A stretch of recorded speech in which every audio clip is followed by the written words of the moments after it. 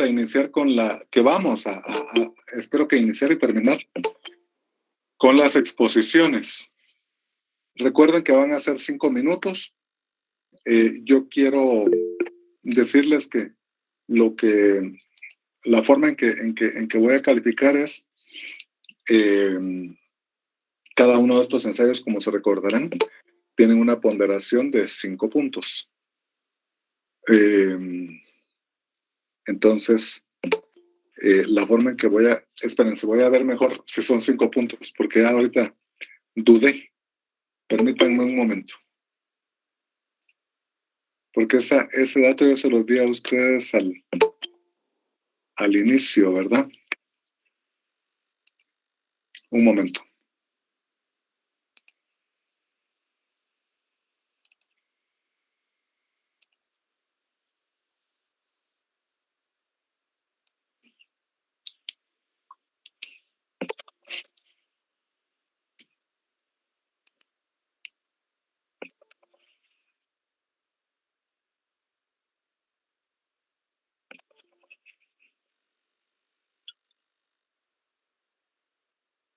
Sí.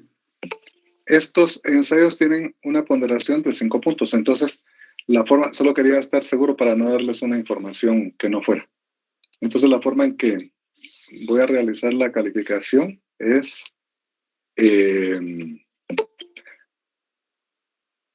por la exposición, 2 puntos, y por el contenido, 3 puntos. Entonces, yo voy a ir haciendo un cuadro y les voy a ir mandando los resultados a través de Rocío para que los tengan. En la exposición, lo que va a ser calificado es contenido, la forma en que van a concluir la exposición y sobre todo el tiempo también. Así que si quieren, vamos a iniciar con el grupo número 1. Pueden hacer presentación si desean o pueden hacerlo así nada más. El grupo número 1 no ha pasado, ¿verdad? Licenciado, el grupo número 1 ya pasó. El grupo 1 y 2 pasaron, ¿verdad? Así es, el grupo 1 y 2 pasaron. Entonces, buenas tardes. Mire pues, antes de dar la palabra... Licenciado, el grupo 2 nos tocaría hoy, según nos indicaba nuestra coordinadora. Muy bien. Entonces, el grupo 1 ya pasó. Rocío, dígame. Solamente quería saber si... nosotros somos el grupo 8, pero ya estamos listos para pasar. Si existe la oportunidad, pues... Licenciada, buenas tardes. Disculpa. Mi nombre es Catalina Solís, soy la coordinadora del grupo número 2 y ya estamos preparados para nuestra exposición. Muy bien. Tomar en cuenta lo que ha dicho usted, Rocío. Ahorita le doy la palabra a Catalina, solo Pablo también ha pedido la palabra. Dígame, Pablo. Sí, muy buenas tardes, licenciado. Nada más para decirle que nuestro grupo también es el... ¿Qué grupo es el de ustedes, Pablo? Considera, podemos verlo el día de hoy, es el grupo número 3. Sí. Hoy vamos a pasar todos, ¿hoy? Porque hoy es el día. Bueno. Rosario. Ajá, está bien. Perfecto. Buenas tardes, licenciado. Nosotros somos el grupo número 4 y también estamos listos para pasar. Perfecto, pues entonces vamos a empezar con el grupo número 2. Por favor, Catalina, me dicen quién coordina y quién va a exponer. Bueno, buenas tardes, licenciada y compañeros. Mi nombre es Catalina Margot Chorizo Carán, soy la coordinadora del grupo número 2. Nos corresponde presentarles el tema de discurso de odio en redes sociales, la crisis de legitimidad y no puede aportar el sistema internacional de derechos humanos. A cargo de la exposición es nuestra compañera Michelle. Ahorita les vamos a presentar la pantalla e iniciamos. Dígame, Catalina, es que fíjese que no oí bien el nombre del tema. Se fue en ese momento, ¿me lo puede repetir? Redes sociales, Ajá. crisis de legitimidad y que no puede ser aportado y que no puede aportar el Sistema Internacional de Derechos Humanos. Muy bien. Ahorita les presentamos. Muy bien.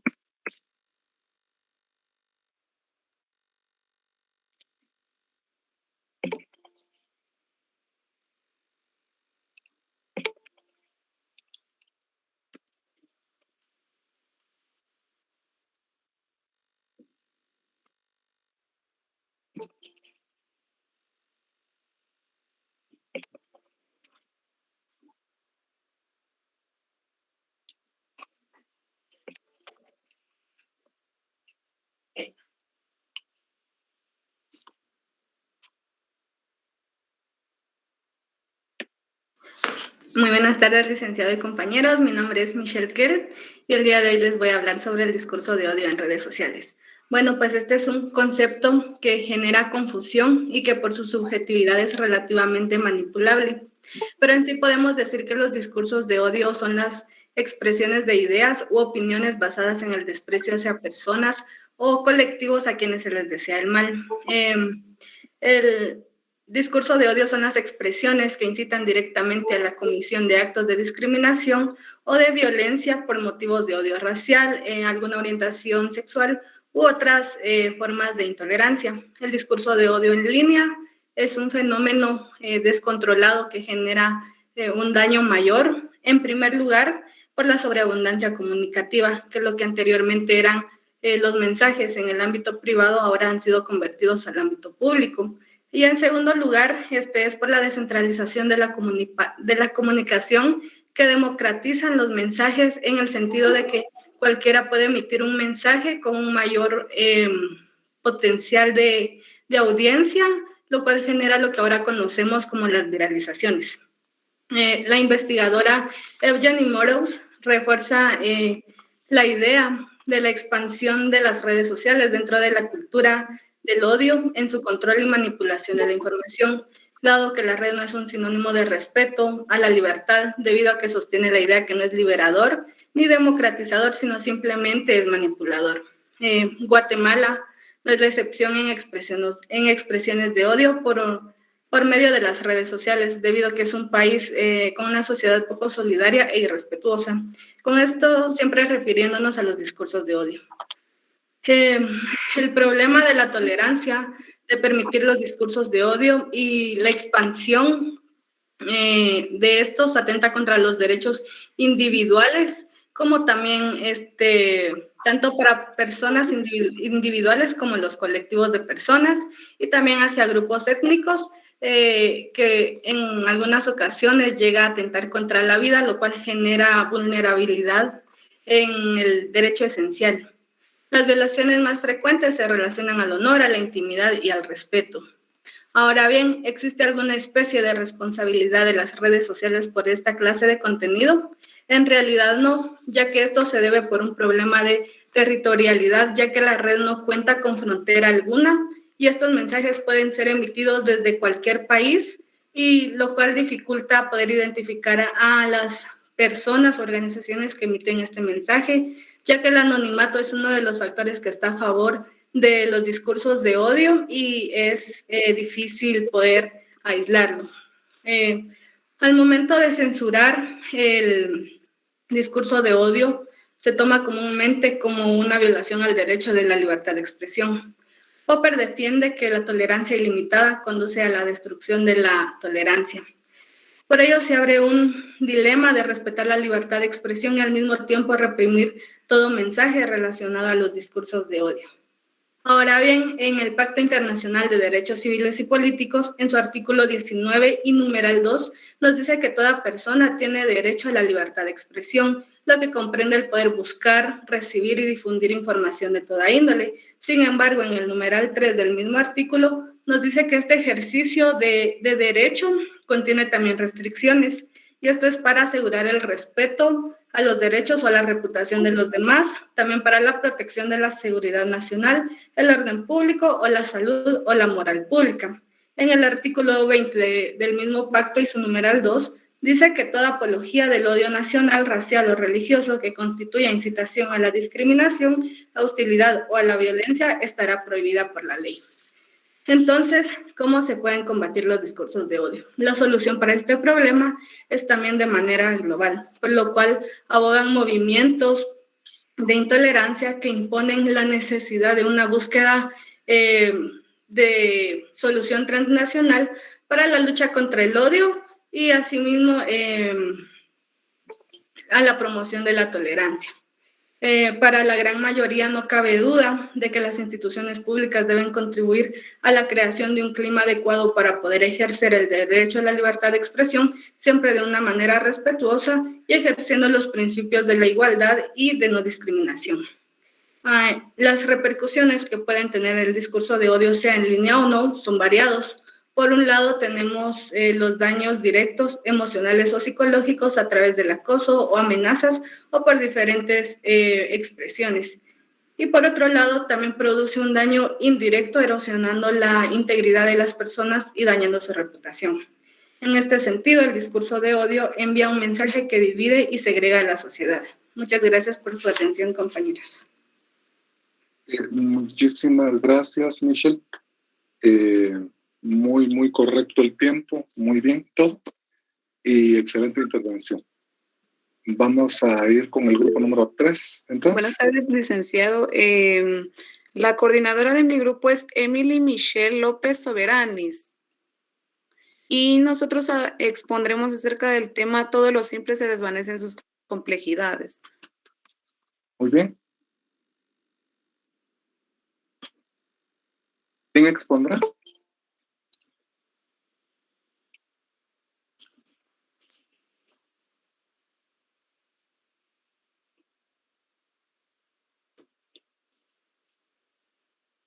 Expondré yo, licenciado. Joana Fabiola Colose Ken.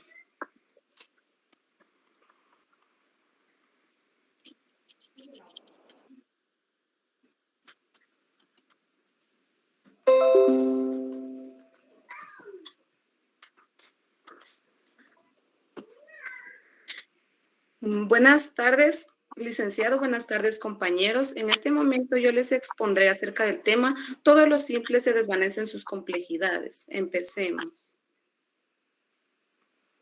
Expertos afirman que los discursos de odio problematizan la forma de comunicación social.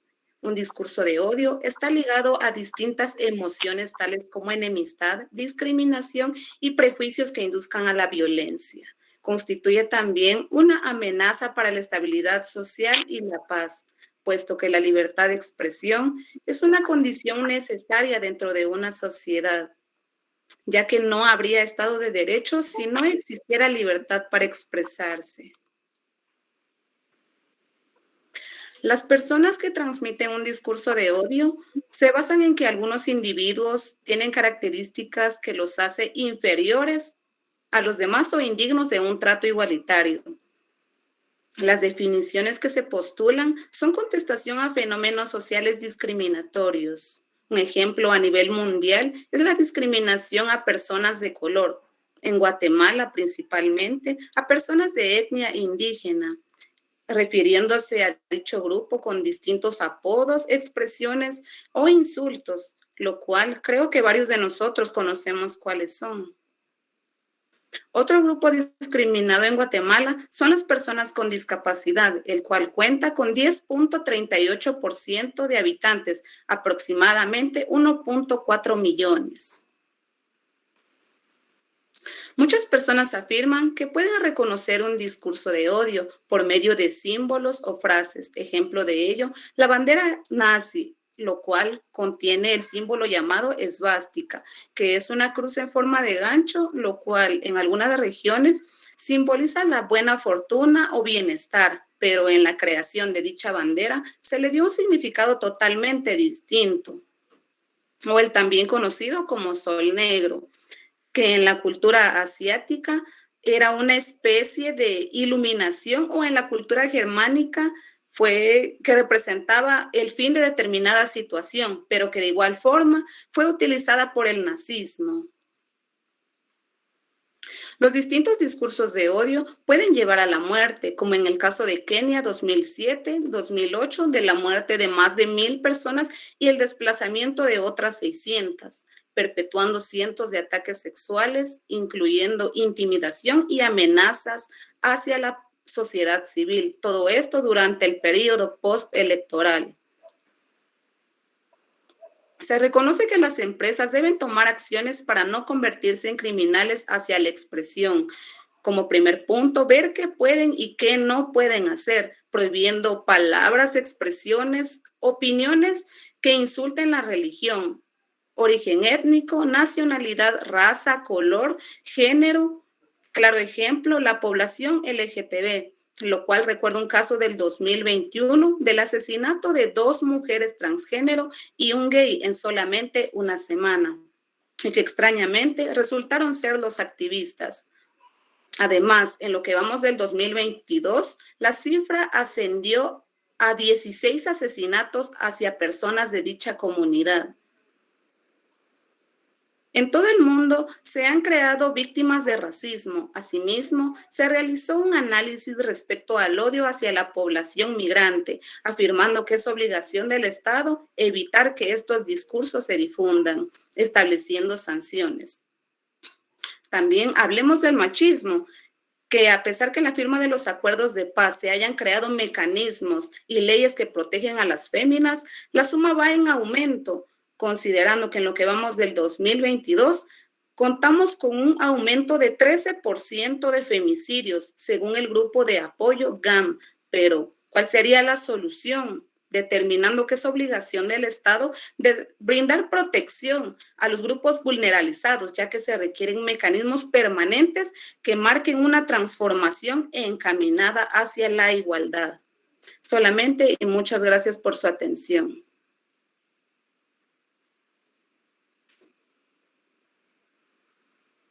Perdón, tenía el micrófono apagado. Muchas gracias, Fabiola.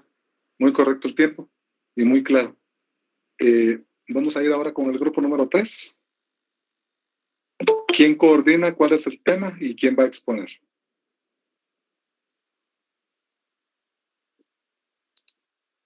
No, grupo número 4, perdón.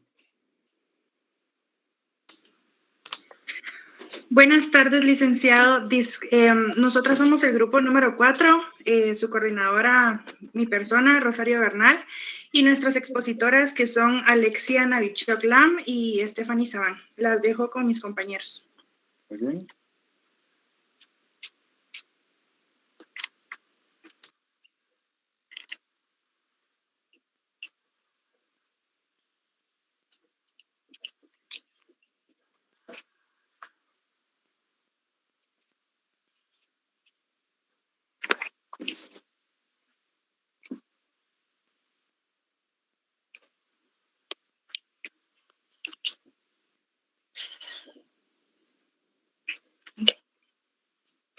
Buenas tardes, licenciado. Mi nombre es María Stephanie Sabán Hernández y vamos a hablar acerca de las políticas de comunicación como plataforma de análisis del ecosistema digital. Para empezar, ¿qué son las políticas de comunicación? Bueno, es un conjunto de lineamientos que han de servir de referencia a las decisiones y actuaciones de los miembros de una organización en cuanto a los procesos de comunicación en las plataformas digitales. Lo que quiere decir es que son lineamientos que deben de seguirse para el uso correcto y con transparencia de las plataformas digitales para que no sea violado el derecho de libertad de expresión, derecho de defensa y de debido proceso. Una entidad que se encarga de regular estas políticas de comunicación es Observacom. Observacom es un observatorio latinoamericano de regulación de medios y convergencia. Este lanza una propuesta y establece que son estándares para una regulación democrática de las grandes plataformas que garantizan la libertad de expresión en línea y una Internet libre y abierta. Cuando se habla de regulación democrática, quiere decir de que las grandes plataformas están bajo políticas privadas, pero lo que busca Observacom es crear políticas adecuadas tanto para el creador de plataformas digitales, para el gobierno del control hacia estas plataformas y para los usuarios. Bien, ¿cuál es la finalidad de las políticas de comunicación en las plataformas digitales? Pues busca crear un entorno normativo adecuado al funcionamiento y las características de la Internet.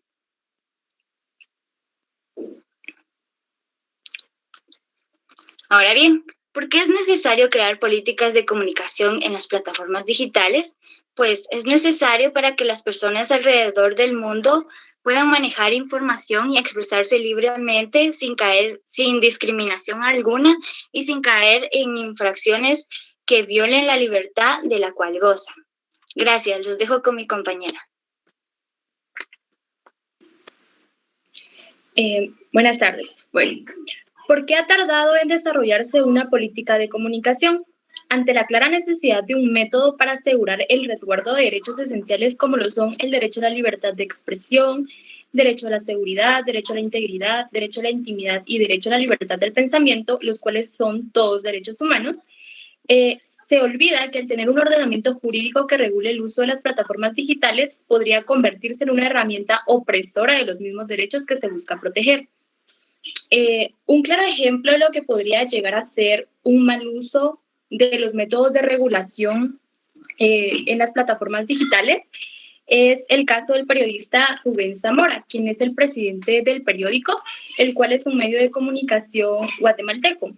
Bueno, en este caso podemos observar que por parte de la autoridad hay abuso de poder, hubieron violación de varios derechos, como lo son el derecho de libre emisión del pensamiento, libertad de prensa y también derecho al debido proceso, perdón.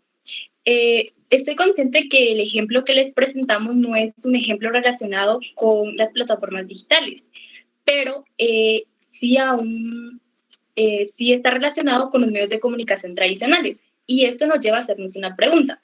¿Qué nos garantiza de que al haber un método de regulación para plataformas digitales no vaya a producirse no vaya a pasar lo que pasa actualmente con los medios de comunicación, los cuales son muy perseguidos por las autoridades políticas? Recordemos que estas plataformas digitales sirven como un medio en donde las personas pueden expresar sus críticas, sus puntos de vista, pensamientos, crean memes, y estas acciones no son muy bien vistas por las autoridades políticas de nuestro país y países en general. Entonces podemos concluir de que aunque es muy necesario implementar normas que nos garanticen una navegación segura en las plataformas digitales, esto no será posible hasta que el Estado garantice que no habrá un doble uso de dichas herramientas jurídicas, ya que no se pueden crear normas que a simple vista protejan a la población y luego sean usadas en contra de ella, ¿verdad? Entonces, esto es todo. Gracias por su atención. Espero haya sido claro y se los agradezco. Muy bien y muy buenos ejemplos. Gracias a ambas y también a la coordinadora. Muy bien, vamos con el grupo número 5, ¿verdad? Buenas tardes, Lick. Como bien decía, somos el grupo número 5 y vamos a presentar la atención ante la libertad de expresión y la protección contra la discriminación, incidencia de las regulaciones. ¿Quién coordina y quién expone, perdón? Yo soy el coordinador, soy Estuardo Ángel, y el coordinador es Cristian del Águila.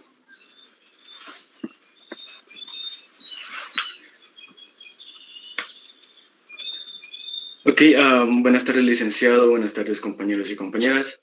Somos el grupo número 5 y en este caso vamos a presentar sobre la tensión entre la libertad de expresión y la protección contra la discriminación. Muy bien. Ok, vamos a comenzar hablando sobre la censura de los distintos instrumentos de derechos humanos. El artículo número 11 de la Declaración de Derechos y Deberes del Hombre es el encargado de controlar este tipo de injusticias en contra de los derechos humanos. Para ello dice lo siguiente: todo ciudadano puede, por tanto, hablar, escribir, imprimir libremente, sin prejuicio de responder del abuso de esta libertad en los casos determinados por la ley. Con estas nuevas medidas que se implementaron a partir de este código, podemos ver una mejoría positiva en los derechos de libre expresión. Las personas ya no solo tenían el derecho de ser informadas, sino de transmitir información. Esto que permitió la creación de varias asociaciones de periodistas que llevaban la información puntual a las sociedades, y las sociedades a su vez que ya participaban más en las actividades sociales públicas.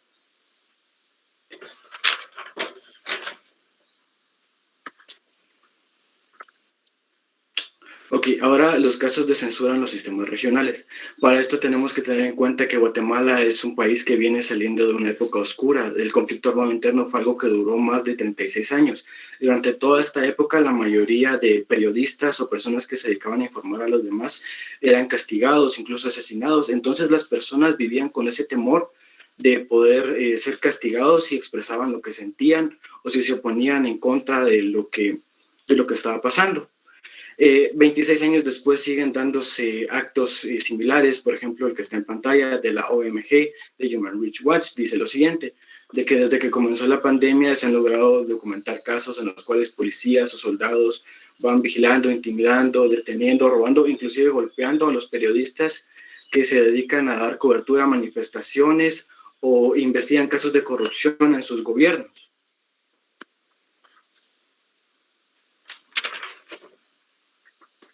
Finalmente vamos a hablar sobre la prohibición de los... Vamos a hablar sobre la prohibición de los discursos de odio. Los discursos de odio no son algo nuevo, es algo que se ha dado desde ya hace bastante tiempo.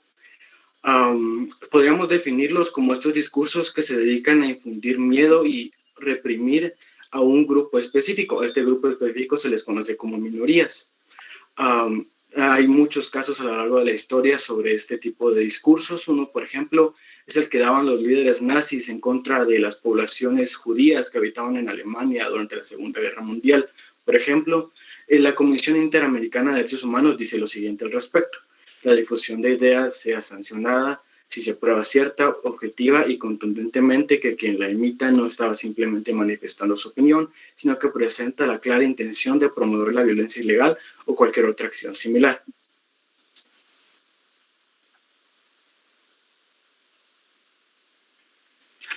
Ahora vamos a hablar sobre las pocas certezas y las más interrogantes que se tienen acerca de la evolución de los derechos de libre expresión que se han dado a lo largo de la historia. Cuando remontamos a tiempos pasados nos damos cuenta que muchas personas tuvieron que sufrir para lograr alcanzar tener su voz propia. Por ejemplo, las mujeres no podían votar, no tenían una voz propia, incluso se les pagaba la mitad que a los hombres por el mismo trabajo. Entonces, cuando vemos cómo han evolucionado a la mejoría estos derechos, nos podemos dar cuenta de que muchas personas tuvieron que sufrir para llegar a donde estamos hoy en día.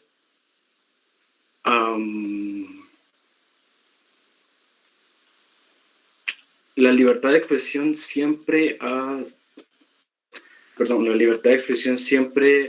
ha sido objeto de apasionados debates, incluso cuando su ejercicio estuvo en riesgo por la existencia de dictaduras o cercanías en las libertades. Esto se da en todo el mundo, inclusive aquí en Guatemala o partes de Latinoamérica podemos ver varias dictaduras, por ejemplo Cuba, Venezuela, donde estos derechos son reprimidos actualmente. América Latina tiene una larga historia en las cuales en las cuestiones, las más recientes van desde una agenda incumplida de material de despenalización de calumnias o injurias hasta el desarrollo de políticas del fomento del pluralismo y la diversidad. Entonces, eso ha sido todo por hoy. Muchas gracias por su atención. Feliz tarde. Gracias, Daniel. Muy bien. Felicitaciones también. Y los ejemplos muy claros.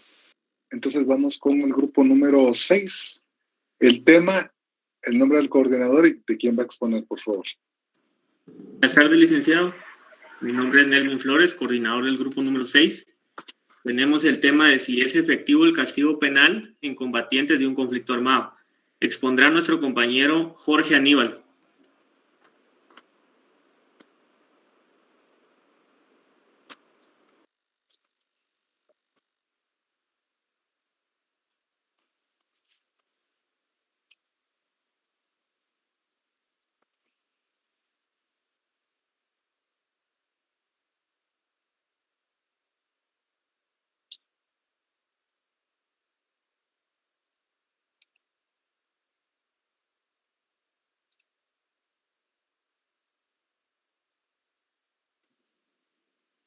Yo creo que tiene el micrófono apagado, Jorge.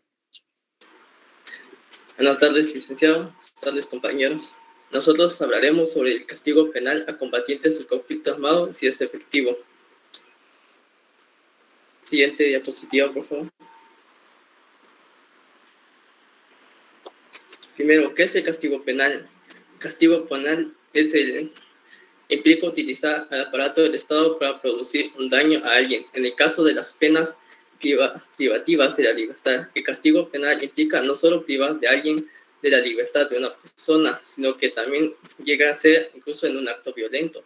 También consiste en ser una privación a una sanción económica, lo que vendría siendo su dinero. Normalmente no es justificable para evitar estas cosas de la gente, aunque también el sistema penal busca una doble eficacia. Por un lado, busca que las personas que cometan una conducta que va en contra de la ley penal no se quede sin una consecuencia, pero también busca evitar a toda costa el error de castigar a una persona inocente. Este error es indeseable y por eso el poder de investigar, perseguir y juzgar no queda dentro de una misma persona. El problema es que la primera es la que vende en términos políticos el castigar, el asignar una consecuencia. En ese sentido, aumenta las penas y elimina las garantías judiciales. Siguiente diapositiva, por favor. ¿Dónde se aplica el castigo penal contra combatientes en un conflicto armado? En los conflictos armados es un castigo por cometer crímenes de guerra, los crímenes de la humanidad o genocidio. La Corte Penal Internacional juzga a las personas que cometen estos tipos de crímenes. La responsabilidad de personas que ordenan violaciones contra el derecho humanitario y exige que los responsables de violaciones graves sean enjuiciados y castigados como criminales. Las violaciones más graves contra los derechos internacional humanitario se reciben el nombre como crímenes de guerra. Dentro de estos casos podemos aplicar los que se aplican como el genocidio, que es un acto perpetrado con la intención de destruir total o parcialmente a un grupo nacional, étnico o racial, incluso religioso. Los crímenes de la humanidad. Cualquier acto que cometa como parte de un ataque generalizado contra una población civil. Los crímenes de guerra se cometen como parte de un plan político o como parte de una comisión en gran escala de tales crímenes. Los crímenes de agresión implica la planificación, preparación o ejecución del uso de fuerzas armadas en un Estado contra la soberanía, la integridad política o la independencia política. Siguiente diapositiva.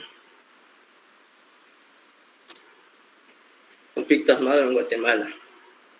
El conflicto armado interno en Guatemala inició el 13 de noviembre de 1960, cuando se da un conflicto de golpe con tal de derrocar a Miguel Hidrágoras. Se crean dos grupos, cuáles fueron los militares y los guerrilleros, fundamentándose en la difícil situación de las unidades militares, en cuanto al maltrato, la corrupción y los malos manejos del gobierno. En este caso, ver a la sociedad se cometieron muchas violaciones a los derechos humanos y se exterminaron a muchos inocentes. Las fuerzas gubernamentales aplicaban todo tipo de acciones para callar a los opositores con la acción represiva, se corrompieron a base de legales el Estado de Derecho y las fuerzas gubernamentales actuaron siempre fuera de la ley.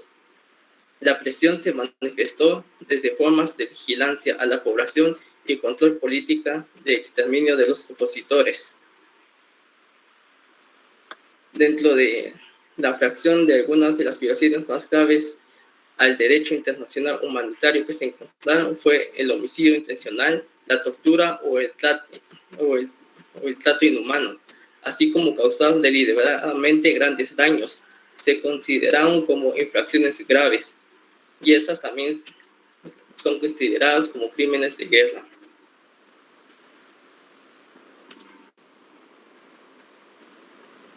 Que si es aplicación del conflicto armado. Si es aplicable, ya que en la presión penal en los crímenes de guerra contiene normas detalladas para proteger a las víctimas de los conflictos armados y poner límites a los métodos y medios de la guerra, así como mecanismos para garantizar el cumplimiento de esas normas. Muchas de las normas relativas a los conflictos internacionales figuraron en el cuadro de convenios de Ginebra de 1949 y en el Protocolo 1 adicional de 1977. En conclusión, de acuerdo a los datos brindados con anterioridad y a la lectura del libro de Justicia Transicional y de Derecho Penal Internacional, si bien es complicado dar una respuesta a esta interrogante, basándonos en el contexto guatemalteco, podemos concluir que sí es efectivo, y no solo es efectivo, sino que también es justo, ya que el fin del castigo penal es la prevención del delito. Busca prevenir todos los atroces delitos cometidos durante el conflicto armado y que estos no vuelvan a ocurrir.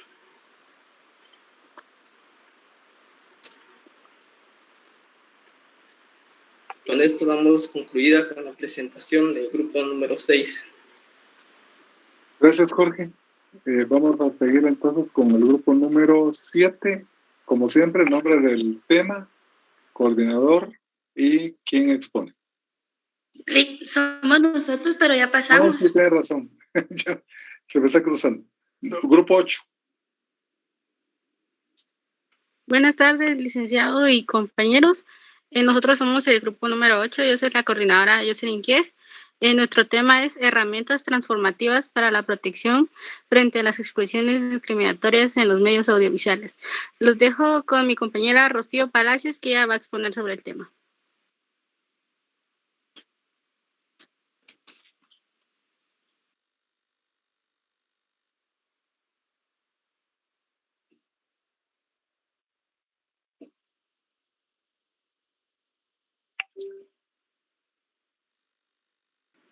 Muy buenas tardes, compañeros. Nosotros somos el grupo 8 y voy a presentarles nuestro tema. Ok. Entonces, como ven en la presentación, ante la ley todos somos iguales. Nuestra Constitución en el artículo 4 habla sobre la libertad e igualdad. Señala que en Guatemala todos los seres humanos son libres e iguales, pero las acciones a nivel gubernamental no están destinadas a crear condiciones de igualdad para todos. Hemos visto que las únicas acciones del Estado se inclinan a producir, importar, exportar y comercializar. Todo gira en torno al eje económico. Mientras tanto, varios sectores de la población están en desventaja con respecto a otros, desde carecer de servicios básicos hasta la falta de acceso a derechos universales como el agua y el saneamiento. Es evidente que en Guatemala tenemos situaciones de desigualdad, que existen grupos vulnerados que son víctimas del discurso de odio y estigmatización. Puedo poner rápidamente un ejemplo de marchas estudiantiles, desde marchas estudiantiles hasta Codeca o cualquier movilización social es criminalizada. Escuchamos comentarios como los de la imagen, que no voy a repetir, pero también se discute el color de la piel, la etnia de la persona, su aspecto físico, incluso se amenaza a la vida en estos. Algunas opiniones y comentarios amenazan los derechos humanos. Según Cook y Cusack, se trata de una visión negativa de los estereotipos de género, cuando se habla sobre atributos y características de un grupo particular. La Convención contra la Discriminación Racial impone a los estados la prohibición y sanción de los discursos de incitación al odio racista y el deber de promover medidas eficaces en centros educativos, la cultura y la información para combatir prejuicios raciales. El Estado está obligado a definir políticas y estrategias dirigidas a revertir las injusticias culturales y dentro de esto desmantelar y contrarrestar la circulación de los discursos de odio. Como se pudo evidenciar, el discurso de odio en redes sociales es el reflejo de los pensamientos que circulan en nuestra sociedad. Cada palabra salió de la cabeza de un guatemalteco. Actualmente el 70% de la población guatemalteca son personas menores de 30 años. Seamos el cambio que queremos ver en el mundo, en todos los ámbitos, en el ambiental también, que saben que soy entusiasta de la sostenibilidad, de la economía circular, el manejo adecuado de los desechos. Y bueno, continuaré. En Internet se puede ver que el Internet no discrimina a los usuarios que pueden utilizarlo. Es un espacio para que cualquiera pueda expresarse, en teoría. Fue diseñado para que fuera descentralizado e ingobernable. No obstante, se presentan grandes desafíos a medida que pasan los años y más usuarios tienen acceso a este. En el caso de plataformas de redes sociales es difícil definir las regulaciones que existen internacional y localmente. En Guatemala los sitios web más visitados se muestran en la imagen. Se muestra YouTube y Facebook en el top 5 de redes sociales más visitadas. Por su lado, Facebook ha experimentado todo tipo de incidentes en su plataforma, como una transmisión en vivo donde una persona transmitió la explosión de una mezquita en Estados Unidos. Es decir, transmitió su muerte, ¿verdad? Y a través de esas experiencias ha clasificado en 3 niveles, según la seriedad, las amenazas del discurso violento. El nivel 1 habla sobre un discurso violento o deshumanizante. El nivel 2 incluye expresiones que indiquen que un grupo tiene capacidad intelectual disminuida. Y el nivel 3 trata sobre exclusión política, económica y social. Estas plataformas además cuentan con reglas sobre acoso, discursos violentos e información falsa. Y aún con inteligencia artificial y cualquier cantidad de medidas que se tomen, la moderación del contenido no es suficiente y se da la distribución del discurso de odio a diario y en varias formas. En esta diapositiva que les presento se muestran 2 mujeres guatemaltecas. Al centro está María Mercedes Coroy, es una actriz guatemalteca, Maya Cachiquel, que recientemente debutó para Marvel, pero sigue recibiendo mensajes de odio por su indumentaria maya. Ella se presenta a premiaciones y alfombra roja con su indumentaria y es criticada por eso por los mismos guatemaltecos.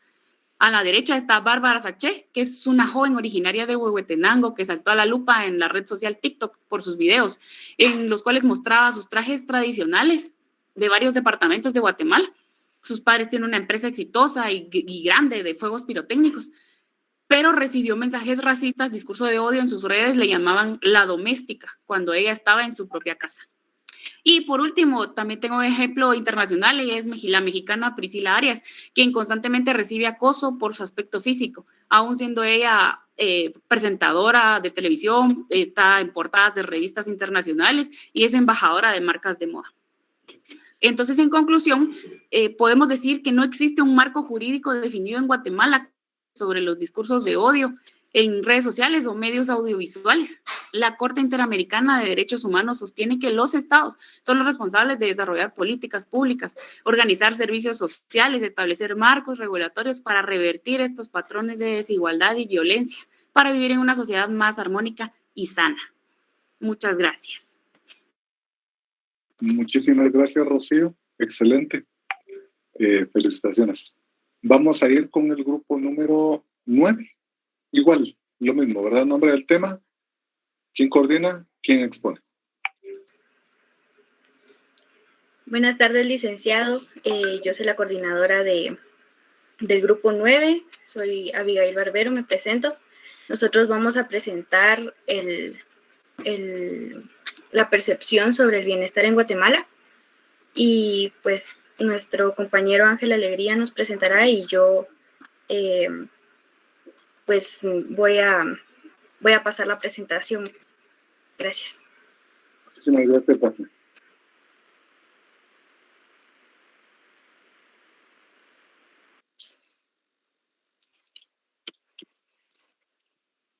No sé si ya puedo comenzar. Por favor. Buenas tardes, compañeros, compañeras y catedrático presente. Hoy les vamos a presentar la percepción sobre el bienestar en Guatemala. La percepción de los guatemaltecos sobre los elementos que determinan el bienestar. Bienestar puede definirse como un proyecto de vida integral que contribuye a la satisfacción del ser humano y bienestar colectivo. De esta forma se logra armonía, satisfacción del ser humano y el bienestar colectivo. En forma se logran, armonía entre la naturaleza, el mundo y su entorno económico-social. De acuerdo con lo anteriormente expuesto, la Encuesta Nacional sobre el Desarrollo Humano 2015 mostró que los guatemaltecos poseen diferentes puntos de vista y preocupaciones diferentes pero similares a pesar de ser un país plurilingüe y multicultural. En el análisis elaborado se determinó la preocupación de los guatemaltecos para mantener una vida de calidad de los siguientes aspectos en el orden de prioridades. Está la salud, el empleo, el salario, vivienda, educación, alimentación, seguridad, convivencia social. Para que las personas tengan una vida digna, deben cumplir con una serie de aspectos básicos, tales como buena salud, una alimentación balanceada, acceso a la educación, una vivienda digna, tener la libertad de tomar decisiones propias, tener un empleo para poder satisfacer sus necesidades. En el 2014, puedes pasar a la siguiente, por favor. En En el 2014, 6 de cada 10 guatemaltecos se encuentran en condición de pobreza general. Los guatemaltecos opinan que el aspecto principal para tener una vida digna es la salud con un 91.9%. La siguiente.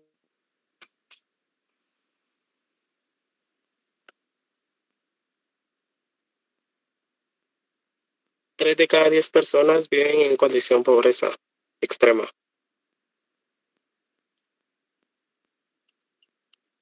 El enfoque de las capacidades de Martha Nussbaum y sus consecuencias educativas hacia una pedagogía socrática y pluralista. Filósofa que contribuye a realizar un enfoque basado en capacidades, como parte de una teoría económica. Este se basa en el propósito de crear ciudadanos libres. Su fin es posibilitar que las personas posean ciertas capacidades que le faciliten una vida digna y decente y así lograr que los seres humanos sean dueños de sus propios pensamientos y un criterio alto. La propuesta, de acuerdo con Martha Nussbaum y la PNUD para la evaluación de las capacidades en distintos grupos sociales es la siguiente: la vida, la salud corporal, la integración corporal, sentidos, imaginación y pensamientos, emociones, razón práctica, afiliación, entre otros como los son juegos, control sobre el entorno y preocupación por el medio ambiente. La siguiente. Necesidades básicas insatisfechas.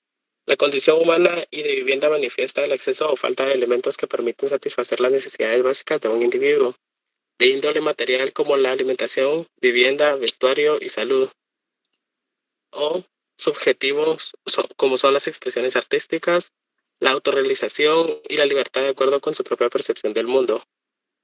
Las encuestas nacionales de condiciones de vida en COVID desarrollan un estudio sobre las condiciones de vida especialmente en la población infantil y su entorno familiar, que permite observar estas condiciones evaluadas bajo los siguientes indicadores: calidad de vivienda, hacinamiento, origen y abastecimiento de agua, asistencia escolar y precariedad ocupacional. La siguiente.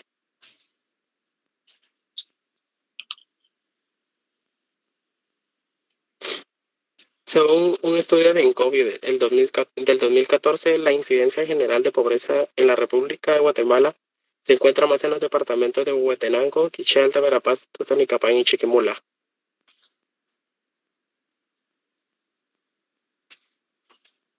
Salud emocional y medio ambiente sano.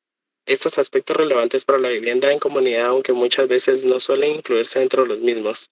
El aspecto emocional es una tendencia que se asocia al desarrollo integral de la persona. Es relevante mencionar estos aspectos que contribuyen para la disminución de los sentimientos negativos, como lo es un ambiente hostil. Temor, entre otros, que influyen de forma contraria a la toma de decisiones que afecten la estabilidad de los individuos de forma individual o colectiva. El medio ambiente es importante también en el desarrollo humano y el bienestar. Resalta como factor importante hablar de sostenibilidad del desarrollo humano y su seguridad y contribuir al bienestar de las generaciones futuras. Dentro de este estudio, los datos obtenidos fueron que la mayoría de personas, como no importando género y etnia, desea más tiempo libre para poder desarrollarse en el entorno emocional, así como también en el entorno del medio ambiente, la mayor preocupación en la alimentación adecuada de la basura y tala excesiva de árboles. Ahora concluimos que a pesar de las condiciones sociales y económicas del país son poco favorables y que las personas consideran que su vida en el corto plazo no mejorará, existe la esperanza de que sus descendientes sí podrán tener mejores oportunidades de acuerdo con el nivel educativo que logren tener. Eso es todo. Muchas gracias por su atención. Muchísimas gracias. Ahora vamos con el grupo número 10. Entiendo que es el último, ¿verdad? Buenas tardes, licenciado. No, son 11 grupos, nosotros somos el último grupo. Perfecto. Entonces el grupo número 10, nombre del tema, coordinador o coordinadora y el relator o relatora. Buenas tardes, licenciado y compañeros presentes. Nosotros somos el grupo número 10 y nuestro tema a exponer es expresiones de odio entre la libertad y la igualdad. Los dejo con mi compañera Ana Rocío Cabrera.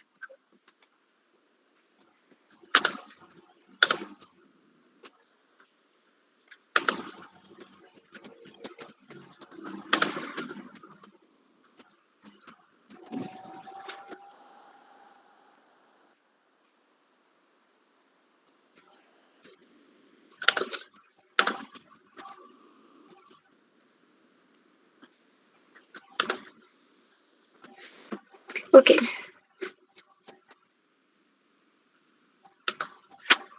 Buenas tardes, compañeros y licenciado. Nosotros somos el grupo número 10 y les expondremos a continuación expresiones de odio entre la libertad y la igualdad. Decir que todos los hombres son iguales es un mito. Esta narrativa nos une a las comunidades indígenas, negras, asiáticas, latinas e inmigrantes, que a lo largo de la historia han sido segregadas y aún siguen siéndolo. La supremacía racial es considerada como una ideología política que perpetúa el dominio social, político, histórico e institucional. Un ejemplo de esto sería la supremacía blanca, que sigue prevaleciendo en ciertas sociedades y sostiene que las personas blancas son superiores en muchos aspectos a las personas de otras etnias. Como consecuencia de esta ideología, grupos de personas han sido víctimas de expresiones de odio y en otros casos más extremos, como los crímenes de odio. La libertad de expresión es uno de los pilares de la democracia liberal, por 3 razones. Primero, porque la libertad de expresarnos es central para la realización de nuestra autonomía personal. Segundo, es fundamental que la ciudadanía controle el accionar de su gobierno. Y por último, es una condición necesaria para el funcionamiento del sistema democrático, el cual supone que cada individuo sea capaz de tomar decisiones respecto a cuestiones públicas que lo afecten. Las expresiones de odio son consideradas un acto contrario a la protección hacia la libertad de expresión. Países como Reino Unido, Canadá, Australia y Nueva Zelanda tienen en común tratar de ir minimizando la discriminación, el odio racial, las amenazas, publicación o distribución de materiales que expongan la integridad de las personas y el uso del lenguaje agresivo a través de sus códigos y leyes y penas. Estados Unidos es el único país el cual conserva una posición de máxima tolerancia a este tipo de expresiones. Un ejemplo de esto sería el caso de la Corte Suprema de los Estados Unidos, que anuló la ordenanza sobre delitos motivados por los prejuicios de St. Paul, que revocó la condena de un adolescente por quemar una cruz en el césped de una familia afroamericana. Ya que la ordenanza violó la protección a la libertad de expresión de la primera enmienda, como consecuencia del caso surgió el debate acerca si el acto cometido por el adolescente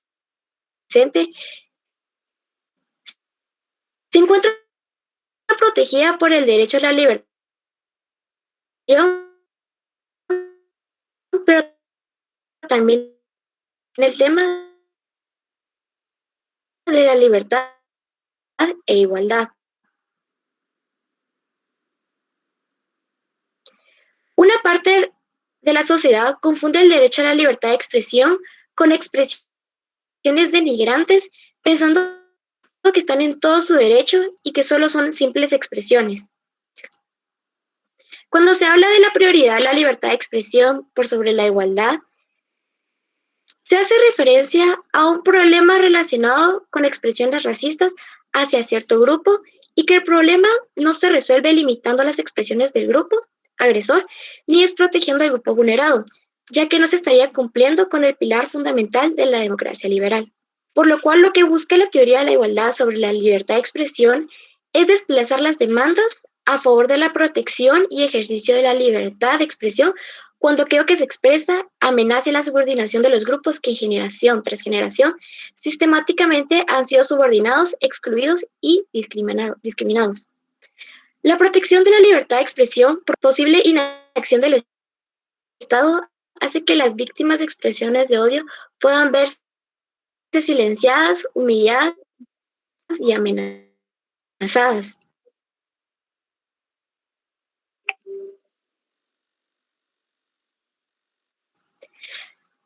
respuestas al discurso de odio nadas con medidas que ataquen la intolerancia y los prejuicios.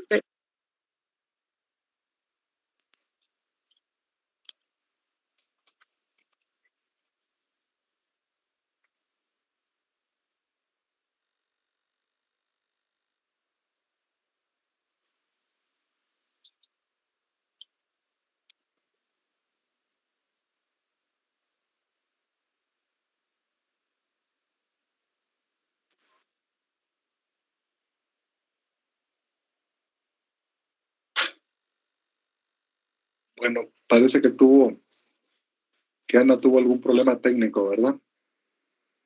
Entonces, vamos a seguir con el siguiente grupo. Solo quiero preguntarles, ¿quién coordina el grupo número 10?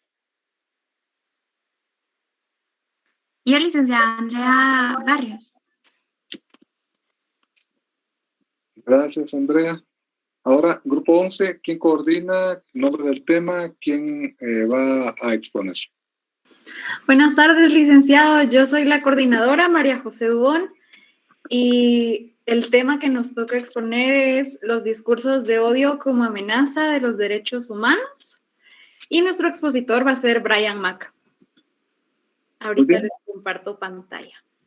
Gracias, María José.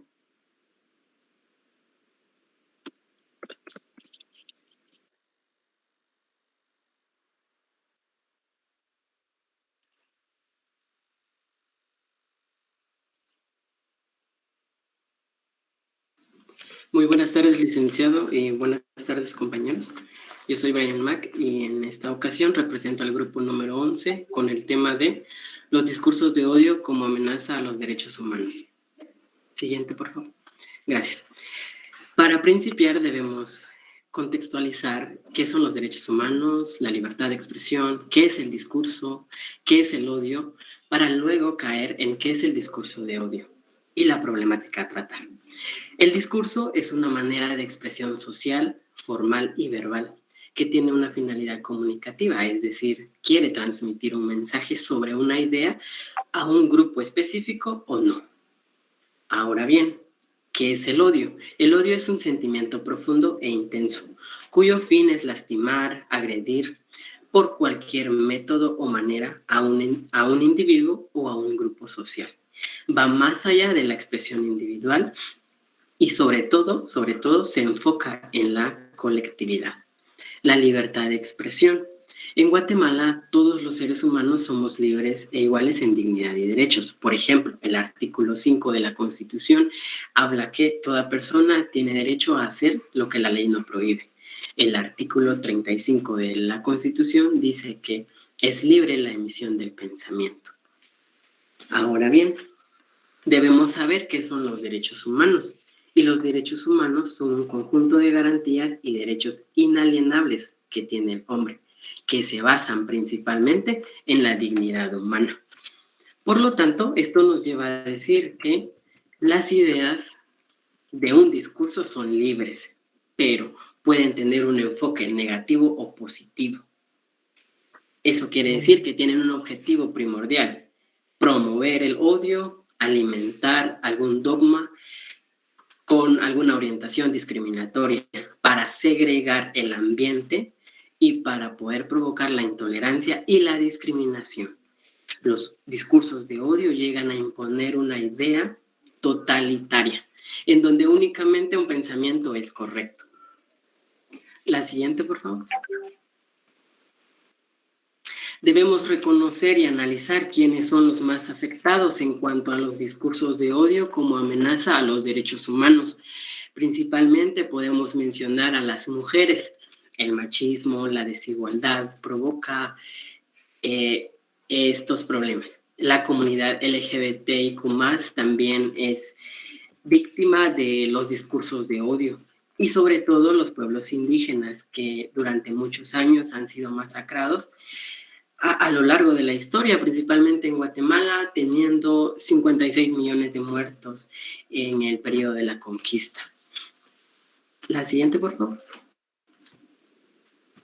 Y aquí algunos planes de acción para combatir los discursos de odio como amenaza hacia los derechos humanos. Que principalmente está el Plan de Acción Rabat. El Plan de Acción Rabat se creó en el año 2013 por la ONU. Este plan de acción fue implementado por el Comité específicamente para erradicar la discriminación racial. También está el Plan de Acción de Naciones Unidas, que su principal objetivo es contrarrestar el odio hacia cualquier grupo vulnerable. Y está el Plan de Acción de la OEA, que establece como requerimiento medidas legales en las que se incluyan las adopciones de mecanismos preventivos por parte de los estados. La siguiente, por favor. Y como grupo pudimos concluir que se evidencia los discursos de odio en cualquier ámbito, tanto el económico, el político, el social, el ámbito religioso, el ámbito educativo, por ejemplo, por diferentes situaciones, con la única finalidad de imponer una idea y hacer a un lado hacia los demás, hacia las demás personas, hacia los demás grupos. Es necesario también tomar medidas necesarias para que todo individuo no se vea afectado por los discursos de odio. Muchas gracias. Muchas gracias. Bueno, hemos terminado con los 11 grupos. Felicitaciones. Quiero nada más, yo no voy a profundizar en hacerles preguntas. Si alguien tiene preguntas, que las exponga, por favor. Yo lo único que quiero es preguntarles la fuente de 2 datos. Uno, que lo dio Brian ahorita, de 56 millones de personas que murieron durante la conquista. ¿Cuál es la fuente, Brian? Y el otro dato es de que son 10.38% de habitantes con discapacidad. Eso creo que lo dio... ¿quién? Vamos a ver. Al inicio, como en el grupo... Fui yo, licenciado. Joana, ¿verdad? Sí. ¿Cuál es la fuente, Joana? Fue Prensa Libre. Prensa Libre. Me llamó mucho la atención porque es una cantidad alta de personas, ¿verdad? Pero muchas gracias. ¿Y saben qué es lo que me preocupa? Que esta no es una ciudad, este no es un país y esta no es una ciudad amigable con quien tenga capacidades diferentes. Miren, vayan a cualquier parte del país y no hay ni una subida de banqueta de manera apropiada. Y me llama la atención, a mí me da hasta un poco de risa, que uno va ahí a la USAC, al campus. Yo sé que ustedes no han estado en el campus, así físicamente, a no ser quienes ya hayan estado en otras carreras, ¿verdad? Pero ubican el edificio que es conocido como El Gallinero, que ahora es posgrados. Sí. Sí. Hay una rampa para entrar al Gallinero, al S5. Pero a mí me encanta que uno, si yo fuera en silla de ruedas, subo la rampa, topo con la reja. Y entiendo que tiene que ser en horas hábiles, pero si yo voy a hacer un trámite o solo quiero pasar del S7 al S2, no puedo. Entonces me hace gracia que en la misma USAC tengan esa reja siempre en esa rampa para silla de ruedas, pero igual puede ser, ya no hay teléfonos monederos, pero cuando había teléfonos monederos, ahora son cajeros automáticos para personas pequeñas. Imagínense una persona pequeña, cuando pone ahí arriba la clave, ni siquiera la entendería, no lograría verla, porque pondría la tarjeta, ¿verdad? Y después allá, pero no se vería. ¿Cómo? En finanzas hay, pero en muchos edificios no hay realmente, es difícil. Entonces no es una ciudad amigable, y si es 10.38%, es un número altísimo de personas. Así que muchísimas gracias, Joana. Y Brian levantó la mano solo para ver el dato no sé si para eso o para esto de las personas con capacidades especiales, Bre, y de una vez quiero pedirle a Ashley que prepare la presentación porque sí quiero que avancemos, ya que terminamos con los grupos. Sí, licenciado, solo para comentar que el dato lo obtuvimos de la página que se denomina La Vanguardia. La Vanguardia, ¿y ese será un diario catalán, que es La Vanguardia? ¿O será qué? ¿Brian? Sí, de hecho se dedica a exponer los temas de la conquista y temas relacionados a los mayas. Lo buscaré. Yo sospecho. Sí, si gusta también le compartimos la página. Bueno, compártame. Sospecho, Brian, que el dato de 56 millones obviamente no es en Guatemala, ni siquiera en Centroamérica, debe ser en toda América, pienso yo. Y al decir de toda América, pienso que debe ser desde Alaska hasta la Patagonia, ¿verdad? Pienso.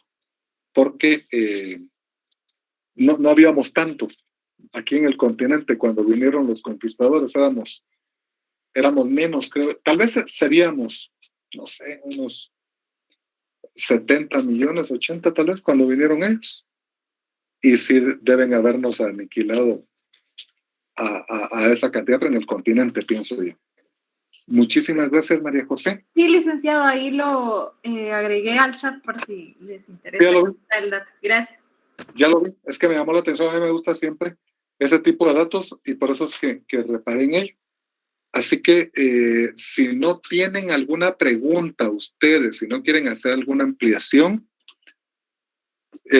por favor, vamos a continuar. Entonces, si quieren hacer alguna ampliación, con todo gusto, tenemos unos minutos. Si no, vamos a continuar.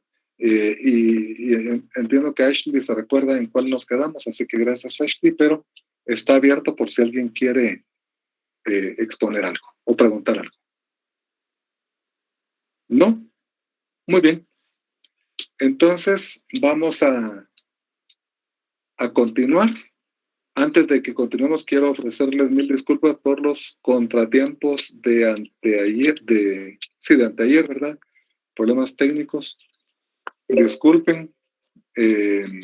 Espero que no vuelva a suceder eso.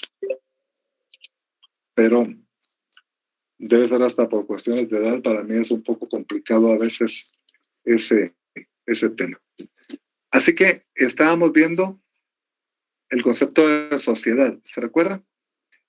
Quiero decirles que aunque la presentación se llama unidad número 3, en realidad todo este componente de la sociedad es la unidad número 2. Es la que estamos iniciando. Vamos a avanzar aquí un poco y luego yo también les voy a trasladar algunas de las teorías que explican la sociedad. Pero para la RAE, como estamos viendo aquí, sociedad, lo voy a leer yo porque es demasiado corto, ¿verdad?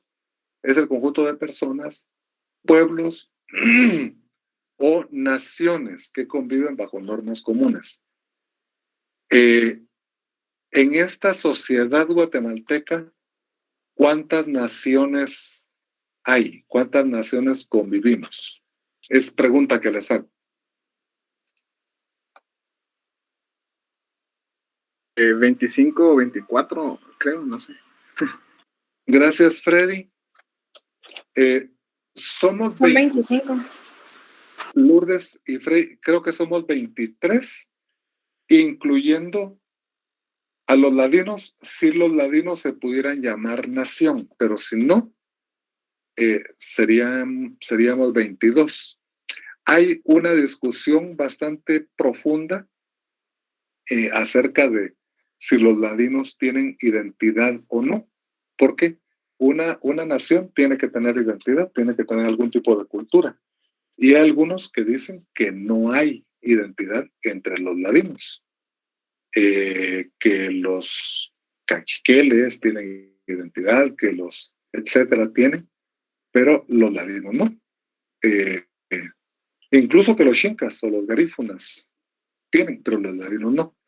Y quiero decirles que lamentablemente falleció víctima del COVID hace un año, tal vez, o 2 años, no me recuerdo muy bien, uno de los máximos defensores de la identidad ladina, que era un profesor universitario, no de derecho, sino de otra carrera, investigador además, y un gran escritor, que yo creí que en algún momento incluso podía llegar a convertirse en un nuevo Nobel de literatura para nosotros, y yo no sé si alguien de ustedes tuvo la oportunidad de leerlo. Se trata de Mario Roberto Morales. Pero Mario Roberto tenía el defecto de que creía que era de los que creían que no existía el COVID, y así que nunca se fue a vacunar, nunca se cuidó, siempre anduvo sin mascarilla, y se enfermó y se murió.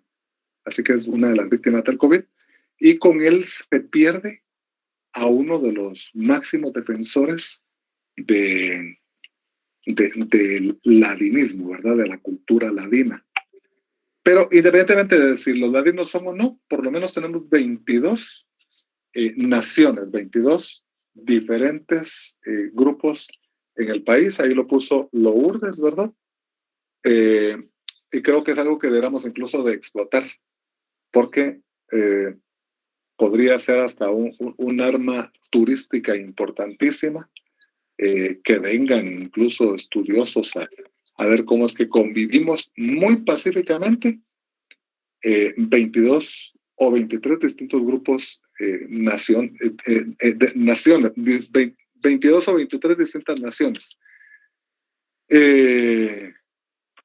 Y esto yo se lo menciono porque quiero llegar a lo siguiente, quiero llegar a que cada vez se habla más dentro de las sociedades latinoamericanas de la necesidad que hay de que haya una declaración legal oficial de un Estado plurinacional. En Guatemala siempre ha habido mucho miedo a reconocer a los grupos indígenas, muchísimo. Ya en el 99 quiero decirles que se intentó, no se utilizaba el concepto de plurinacionalidad, pero ya se le daba, se reconocía como oficiales a los 23 distintos idiomas que se dan en el país. Pero lamentablemente la consulta popular en aquel momento, el plebiscito que se celebró en el 99, no fructificó, ganó el no. Los grupos conservadores, precisamente, ya que estamos hablando del discurso del odio, los grupos promotores del odio ganaron en aquella apuesta que se hizo en el 99, antes que nacieran la mayoría de ustedes. Así que perdimos esa oportunidad. Ahora en Bolivia ya se ha construido un estado plurinacional donde se respeta a los quechuas y aymaras en aquel lugar. No tienen tantas naciones como nosotros. Y yo no sé si ustedes tienen conocimiento, si alguien tiene información incluso más que yo, háganme el favor de ampliarla. Pero este domingo se va a celebrar en la República de Chile un plebiscito para saber si el pueblo chileno aprueba, acepta, ¿verdad?, o no, la nueva constitución política de ese país. Esta constitución ha sido elaborada ya con reglas muy diferentes a las constituciones tradicionales en América Latina, pero se requiere que el pueblo diga sí o que diga no. Dentro de las, como dice Freddy, una constitución muy progresista, la nueva, ¿verdad? Dentro de los puntos que se contemplan dentro de esa constitución progresista está el reconocimiento de Chile como Estado plurinacional. O sea, ya sería como el segundo Estado plurinacional después de Bolivia. Chile, ellos tienen también muy pocos grupos étnicos allá. Tienen uno muy grande, muy poderoso, que son los... Ay, se me fue el nombre ahorita, los mapuches. Los mapuches han sido bastante conservadores tradicionalmente y siempre han sido más de la línea pinochetista, más que de los grupos democráticos políticamente hablando en Chile. Pero aún así se van a ver muy beneficiados, e incluso Algunos hasta tienen miedo del poder que puedan agarrar los mapuches en este país. Pero hay que estar atentos a ver qué pasa, porque también ha habido una campaña de desinformación muy grande en contra de esta nueva constitución que ha sido aprobada.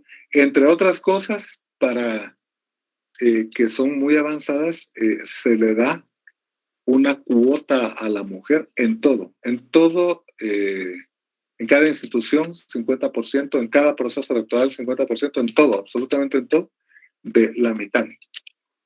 La mujer en realidad merecería más de la mitad, porque en todos los países la mujer es 51% versus el 49% de hombres, pero a la hora de distribuir equitativamente eso, no es así. Y aquí Freddy está diciendo algo muy cierto, por eso era que yo hacía el comentario, que las encuestas no favorecen mucho a esa constitución, y es producto de ese discurso, Freddy. Puede ocurrir lo mismo que pasó en el 99 aquí en Guatemala.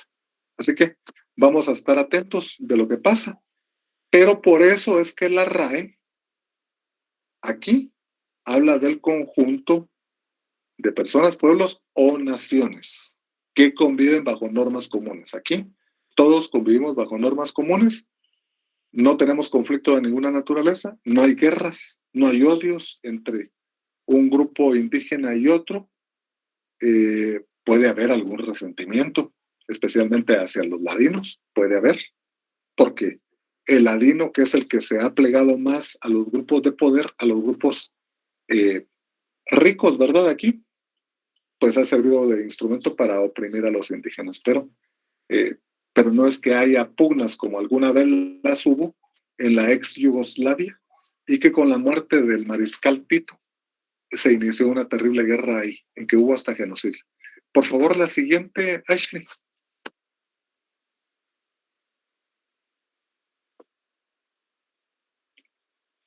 Muy bien, aquí vemos una definición de la sociedad. Si alguien me la puede leer, se lo voy a agradecer. Dele, por favor, Sara, y después de una vez dejo apuntada a Yesley. Con mucho gusto, licenciado. Definición de sociedad.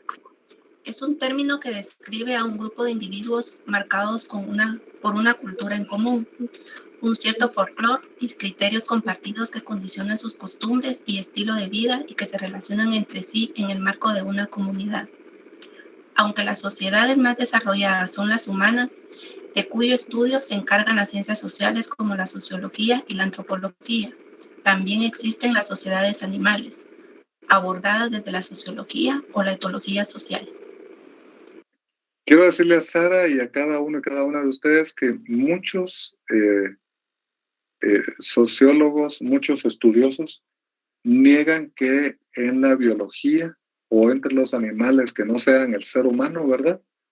A eso se le puede llamar sociedad. O sea, se le puede llamar un colectivo o de cualquier otra manera, pero no sociedad. En la medida que vamos continuando, quiero decirles que sociedad viene del latín societas, que significa socio o compañero. Significa esto, que al hablar de socio o compañero o de aliado, se está hablando de que la sociedad es una alianza que hay entre personas que viven en un grupo. Así es como se entiende que es la sociedad. Recuerden también que en términos jurídicos, pero no es en términos jurídicos en que estamos, sociedad es también otra cosa, ¿verdad? Sociedad no solo es la convivencia de este grupo de personas que tienen un objetivo e identidad común, sino que, como ustedes lo saben, especialmente en el ámbito mercantil, pues una sociedad es un esfuerzo común, una unión de personas individuales que deciden unificar esfuerzos para alcanzar un objetivo común, ¿verdad? Sociedad anónima, sociedad de responsabilidad limitada, etcétera, pero no estamos refiriéndonos a esa sociedad, así que ustedes tienen que tener mucho cuidado cuando busquen a qué tipo de sociedad nos estamos refiriendo acá. ¿Cuáles deben ser algunas de las cualidades que debe tener toda sociedad para ir entendiendo esas definiciones? Fíjense que deben haber dentro de la sociedad estas cualidades. Al menos tienen que ser 7. Y aquí yo les quiero hablar de factores de herencia, conocimiento, técnicas científicas, religión, sistemas éticos, sistemas metafísicos y formas de expresión artística. Y para desglosar cada una de ellas, ¿por qué factores de herencia? Primero, porque yo les aseguro que entre ustedes habrá habido alguna vez algún tipo de comunicación, en el sentido de que le dicen a Lourdes Sakik, por ejemplo, poniendo como ejemplo a Lourdes Sakik. Ajá, Sakik. ¿De dónde es Sakik? ¿De qué departamento?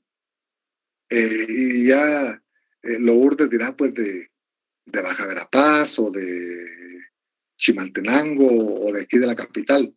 Pero muchas veces se habla de dónde es que puede ser. Freddy Z de dónde viene, y entonces ya puede decir, pues viene de Huehue o de algún lugar. A esa herencia es a la que me refiero, porque es una herencia que todos tenemos y todos pues tenemos familia en algún departamento o aquí en la ciudad de Guatemala o en alguno de los municipios de aquí cercanos. Conocimiento, ¿por qué esa otra cualidad, la segunda? Porque obviamente tenemos conocimiento de detalles históricos, de aspectos que tienen que ver con la legislación, con la geografía, con cualquier detalle, pero uno conoce la región, el área en que vive. Técnicas científicas, pues aunque sea que digamos que los mayas ya conocían el cero, aunque sea eso, pero ya tenemos un conocimiento de técnica científica que puede ser como nuestra herencia, ¿verdad? Religiosas, pues obviamente, creo que todos tenemos en común el cristianismo, ¿verdad? Que nos lo impusieron cuando vinieron aquí, esos conquistadores. Por cierto, recuerden y tengan presente que los 500 años se cumplen dentro de menos de 2 años. Para nosotros, ¿verdad? O sea, los 500 años de que Colón vino a América fue en 1992, pero cuando vinieron aquí, que vivíamos aquí en paz, bueno, no en mucha paz, ¿verdad? Porque los quichés sí tenían como oprimidos al resto, ¿verdad? Pero que estábamos aquí, pues, y vinieron los primeros españoles, fue en 1524, o sea, se va a cumplir ahorita, dentro de poco, los 500 años. O sea, estamos a menos de 2 años de eso. Y por cierto, me ha llamado la atención porque no he oído de ningún tipo de conmemoración, ni de grupos indígenas, ni de nadie, de que pronto llegaremos a los 500 años. Pero, bueno, vamos a ver qué pasa pronto, ¿verdad? Así que ahí vinieron a imponernos una religión ellos. Sistemas éticos, obviamente, ¿verdad? Nos lo vinieron a imponer, más algo que podíamos tener nosotros, los sistemas metafísicos que tienen que ver con lo religioso también, con ese tipo de creencias. Especialmente, he visto yo con mucha curiosidad, yo vivo cerca del parque de Caminal Cuyú, he visto con mucha curiosidad que cada vez vienen más personas, indígenas o no indígenas, a realizar ceremonias mayas, o también un poco de mezcla, ¿verdad? Ahí, al parque de Caminal Cuyú. Porque recuerden que, y eso es lo bonito de este país, el sincretismo. ¿Sí conocen ustedes la palabra sincretismo? Si no, por favor, apúntenla para su vocabulario. ¿Quién me puede decir qué es sincretismo?